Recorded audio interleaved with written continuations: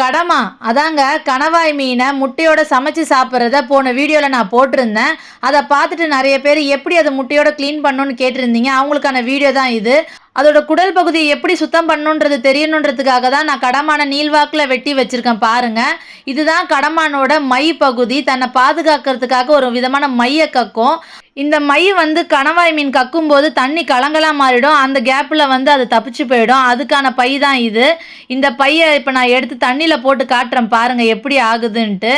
இந்த மை பகுதி கொஞ்சம் கலங்காமல் பார்த்து எடுக்கிறதுக்கு முயற்சி பண்ணுங்க. பாருங்கள், நான் பார்த்து எடுத்தோம். லைட்டாக அங்கங்கே மை இருக்க தான் செய்யும். ஆனால் அது சரியாக எடுக்கலைன்னா ஃபுல்லாகவே மை ஆகிடும். பாருங்கள் எவ்வளோ முட்டை இருக்குன்னு. அது கீழே இருக்கிறது எல்லாமே முட்டை தாங்க. ஃபுல்லாக கடவாய் மீனோட முட்டை தான். இதை இப்போ எப்படி க்ளீன் பண்ணலான்றத பாருங்கள். தாழங்கடமான்னு சொல்லியிருந்தேன் பார்த்தீங்களா, அந்த கணவாய் மீனோட முட்டை தான் இது. இப்போ கீழே இருக்கிற மொத்த பகுதியை நான் விரலை வச்சு நல்லா ரெண்டுத்தையும் பிரித்து எடுத்துக்கிறேன். அந்த ப்ரௌன் கலரில் இருக்குது பார்த்தீங்களா, அதெல்லாம் கழிவு பகுதி. அதை நம்ம எடுக்கக்கூடாது. இப்போ கீழே இருக்குது பார்த்தீங்களா, இதெல்லாம் முட்டை. இதை நான் மொத்தமாக எடுத்து சும்மா தண்ணியில் 2 அலசு அலசி அப்படியே தனியாக ஒரு கிண்ணத்தில் போட்டு எடுத்து வச்சுக்கிறேன். அதுக்கப்புறமா அந்த ப்ரௌன் கலரில் இருக்குது பார்த்தீங்களா, அதை 2 விரலை வச்சு நம்ம அழுத்தம் கொடுத்து இப்படி இழுத்தோன்னா தனியாக வந்துடும். அதுக்கப்புறம் இந்த மேலே இருக்கிற வாய் பகுதியில் இருக்கிற பல்லு, இது அந்த கணவாய் மீனோட பல்லு இது. இதையும் எடுத்துடணும். கணவாய் மீனில் பிளாஸ்டிக் மாதிரி ஒரு பகுதி இருக்கும். அதை நான் இந்த கணவாய் மீன்லேருந்து எடுத்துடுறேன். ஆனால் நீட்டு கணவாய் மீன்லேருந்து அதை நான் எடுக்க மாட்டேன். ஏன்னா அதிலேருந்து அதை எடுத்துட்டேன்னா அதில் இருக்கிற முட்டையெல்லாம் கலங்கிடும்ன்றதால அதை நான் எடுக்கலை. இதில் மட்டும் அதை எடுத்துடுறேன். ஒவ்வொரு கணவாய் மீனும் ஒவ்வொரு மாதிரி க்ளீன் பண்ணணும். இப்போ இது பாருங்கள், இது தாழங்கடமா. இதை தான் நான் ஃபஸ்ட்டு க்ளீன் பண்ண ஆரம்பிச்சிருக்கேன்.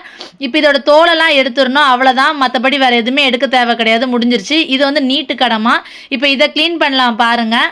இப்போ இந்த கணவாய் மீனில் கொஞ்சம் முட்டை பகுதி இந்த குடல் பகுதியோடு சேர்ந்து இருக்கும். மீதி அதுக்குள்ளேயே இருக்கும். இப்போ இது குடல் பகுதி கழிவு, அதை எடுத்து போட்டாச்சு. இப்போ மேலே இதுக்கு மை பகுதி இருக்கும் பார்த்தீங்களா, இதோட பேக் தான் இது மை பகுதி.